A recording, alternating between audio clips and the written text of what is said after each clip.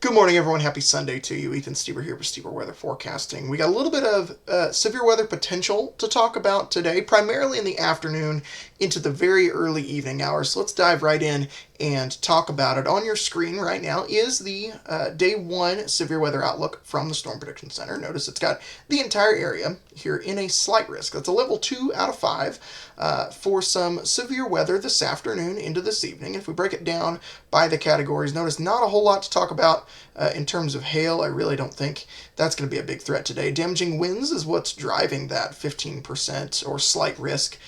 You see the damaging winds do have that 15% probability.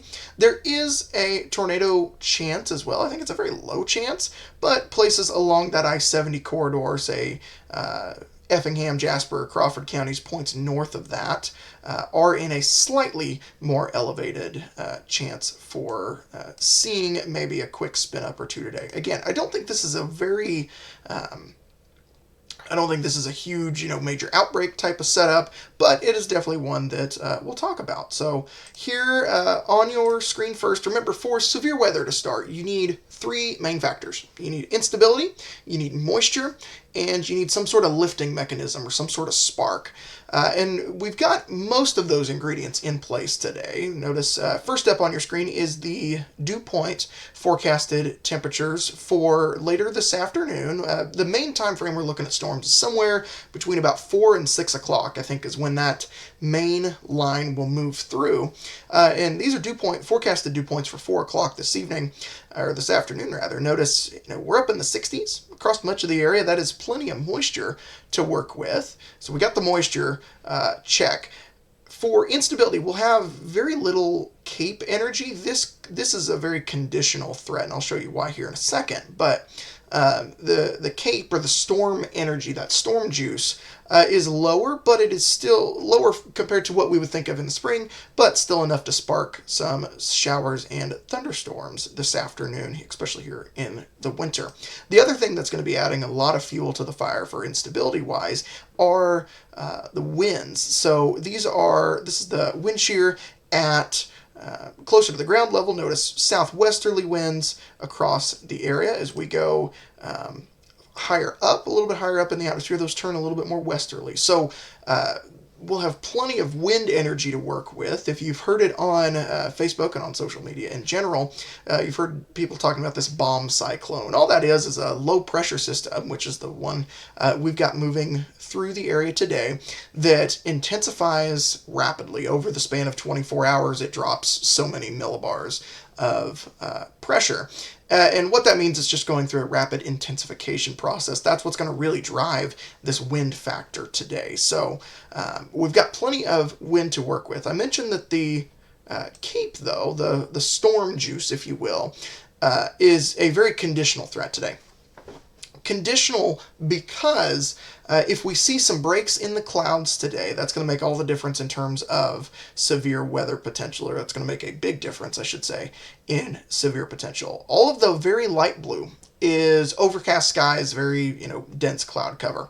If you start to see any of these breaks in the clouds, however, these wider white and gray shadings, those are some breaks in the clouds where some sunshine may get through. If we see that, that could help drive the severe weather potential a little bit. And I'll show you as we go throughout the afternoon. We'll go here now. By lunchtime, notice there may be some breaks in the clouds up towards Effingham, up along that I-57 corridor going points north. And as we go into the afternoon and evening hours, closer to when we think those storms will start to move in, here's now 4 o'clock. Notice there are some breaks in the clouds, Clay County, northern Richland County, Jasper County, Crawford County. So that'll be something we have to watch as we go throughout the day. Models have kind of been back and forth on how much cloud cover we'll see break.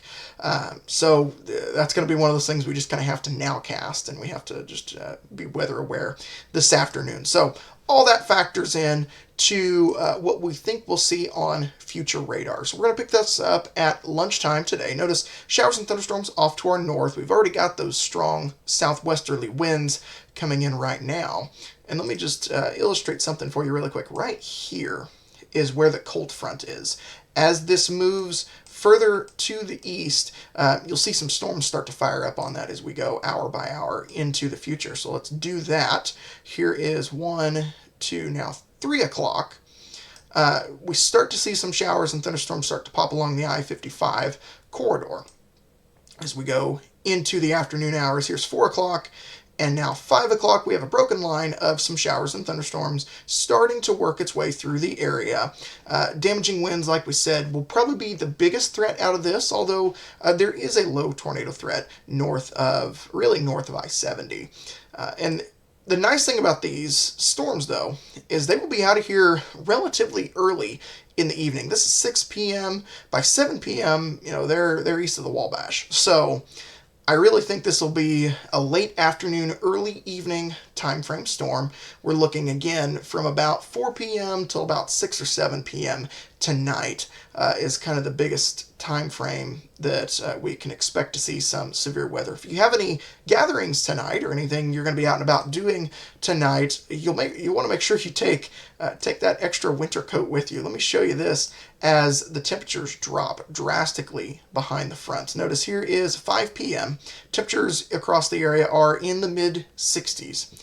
By just a short couple hours later, as that front moves through, here is now, let's see, this is 8 o'clock tonight. We're already down into the upper 40s, and by midnight tonight, we are down sub-freezing temperatures. So the winds, once that front moves through, the winds are going to pick up very briskly out of the northwest and usher in that much colder air. Make sure you bundle up as you head out and about tomorrow morning. So again, just to recap, severe weather possible this afternoon. Again, best time frame 4 to about 7 p.m.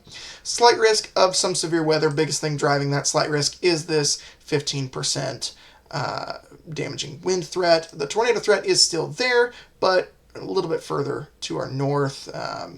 Effingham, Jasper, Crawford counties, points north of I-70 have the best threat there. So that's what we kind of see on radar right now. I'll keep you posted as we go throughout the day today, so make sure you stay tuned here, and we'll let you know of any changes coming our way by this afternoon.